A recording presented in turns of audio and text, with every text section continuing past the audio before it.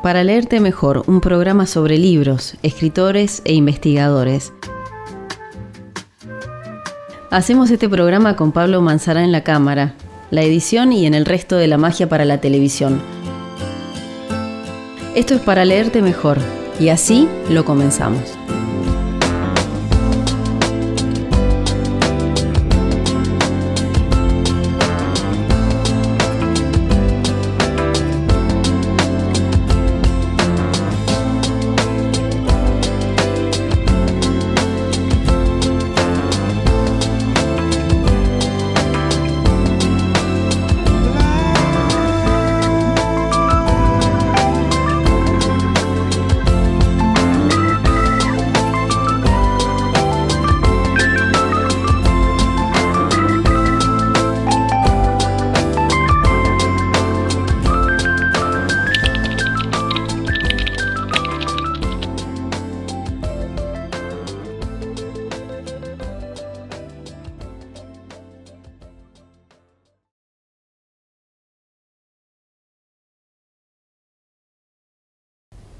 Hoy Para leerte mejor vamos a charlar con una historiadora sobre un libro llamado Reflexiones de Historia Social desde Nuestra América. Es un libro editado en Buenos Aires por la editorial Cienflores. Charlamos con Gabriela Gresores. Ella es historiadora, es investigadora, trabaja en la Universidad Nacional de Salta como docente, también en el Instituto Interdisciplinario Tilcara, y en poquito tiempo va a estar a cargo de la Cátedra de Historia Social acá en la Universidad Nacional de Jujuy. Gracias por venir, Gabriela. Este libro, Reflexiones sobre Historia Social de Nuestra América, te tiene como compiladora. Vos también escribiste algunos de esos artículos, y me gustaría mencionar que junto con vos, Claudio Spiegel y Cristina Mateu son los compiladores, y hay artículos de Fabiola Escárzaga, de Horacio Ciafardini y también de Eduardo Ascuy Ameguino, junto con Rubén Laufer. Bueno, en este libro ya desde el título hay un posicionamiento, una forma de pararse frente a la historia.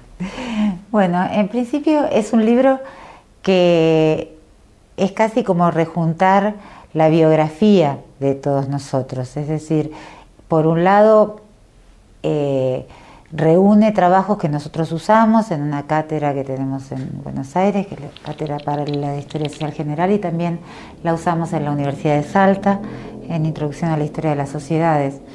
Pero en realidad es de un grupo de gente que hace más de 20 años que trabajamos juntos, en su mayoría, y de otros que han sido nuestros referentes. Entonces, es un colectivo que produce si bien con distintos abordajes de la historia, con un criterio común, que es una historia comprometida y una historia que pueda ser leída por todos, e importante en la vida para todos.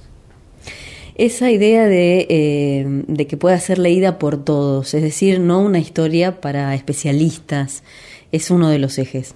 Sí, para nosotros es importante porque si bien el nuestro es un equipo que nos dedicamos a la historia como ciencia, hace todos más de 20 años, y en algunos de los casos, digamos que son investigadores y docentes muy destacados, como en el caso de Horacio Ciafardini, que ha muerto ya hace bastante tiempo, pero que es uno de los principales economistas de la Argentina, o de Eduardo Ascuy Ameguino, que es uno de los principales historiadores.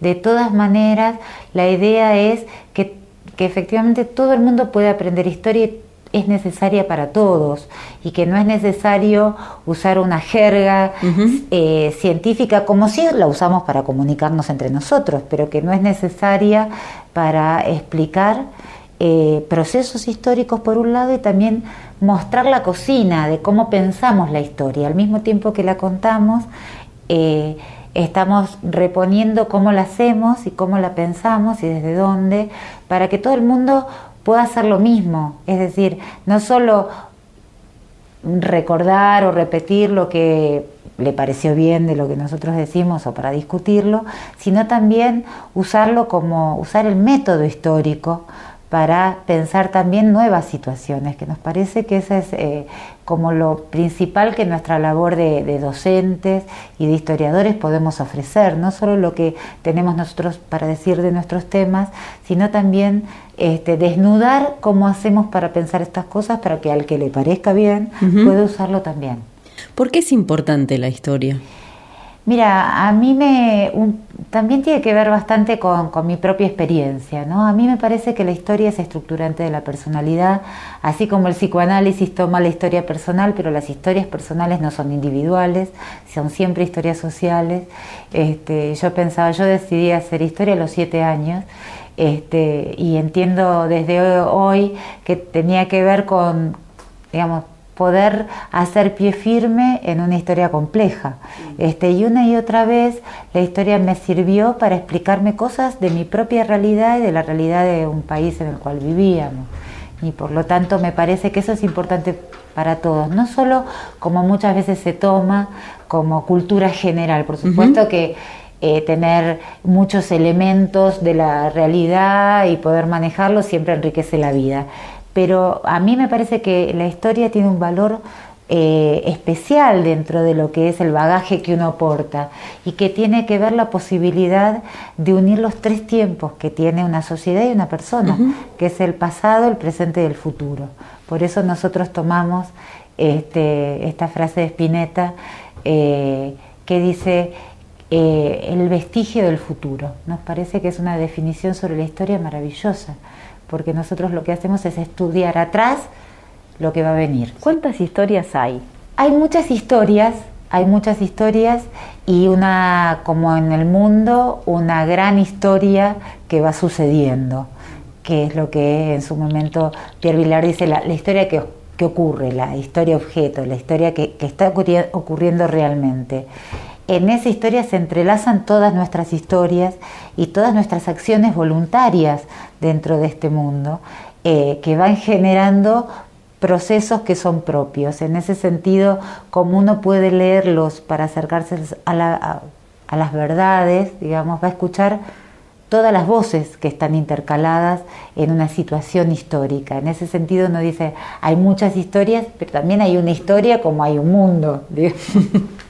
Pareciera que la historia es como algo para gente que sabe mucho o que tiene muchas lecturas, ¿no? Y sin embargo, de la manera en que vos la estás presentando, cada uno de nosotros, digamos, está dentro de esa gran historia. Sí, no solo estamos dentro, sino que todos hacemos lecturas históricas. Cada vez que tomamos una decisión, estamos pensando o comparando con el pasado y estamos pensando hacia dónde vamos.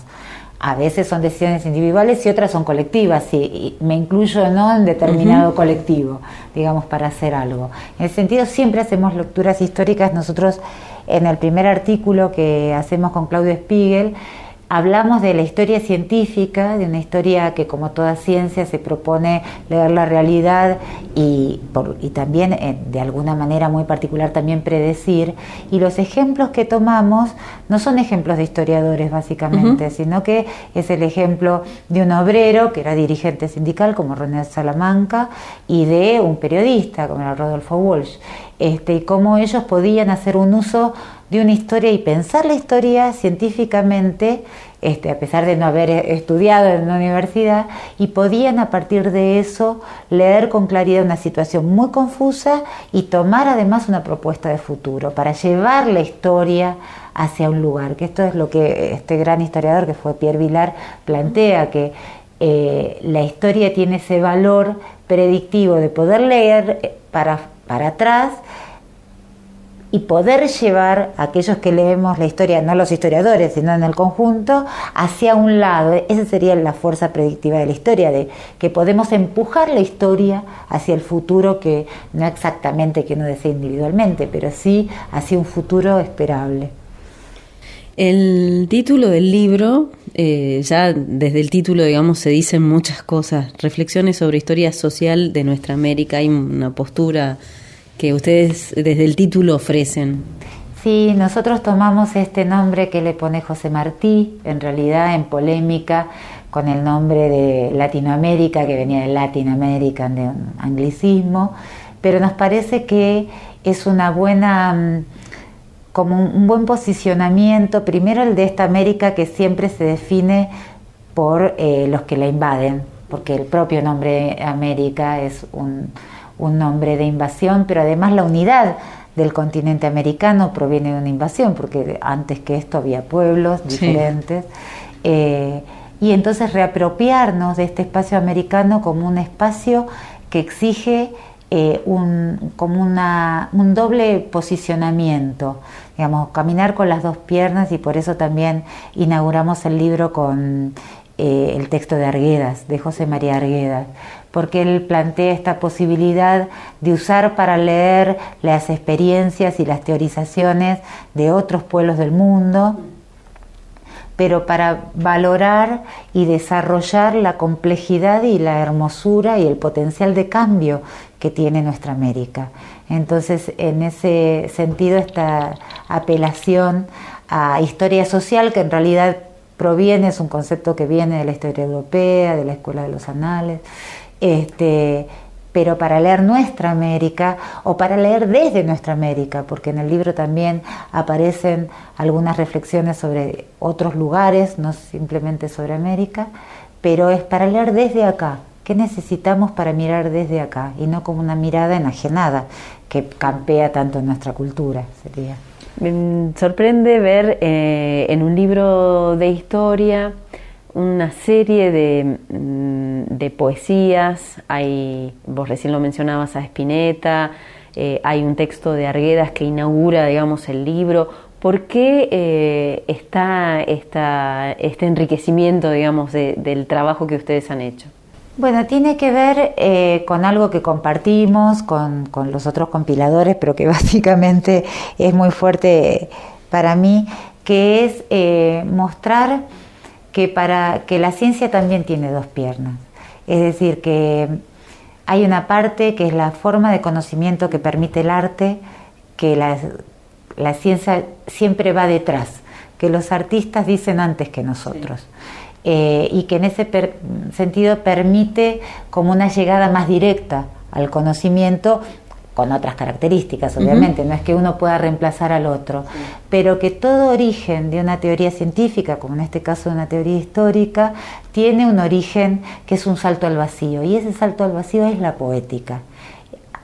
Más allá de la vecindad entre poética e historia, que tiene una imbricación histórica de los orígenes de la historia, de las historias que contaban, ¿no? Y que se transmitían como poemas, las primeras formas históricas, y por la fuerza épica que tiene la poesía, que también tiene que ver, ya tome grandes personajes o ya tome la vida cotidiana, la poética siempre implica una épica, implica la gran aventura de la vida que todos tenemos. En ese sentido, es una manera también de mostrar concepciones sobre la cultura. Nosotros tenemos esta base y se las ofrecemos, así como están nuestras biografías, digamos, estos somos, no para poner blasones, sino para decir, los que hacemos historia somos personas también, sí. Porque muchas veces todo el mundo piensa que los historiadores o somos viejos o estamos muertos,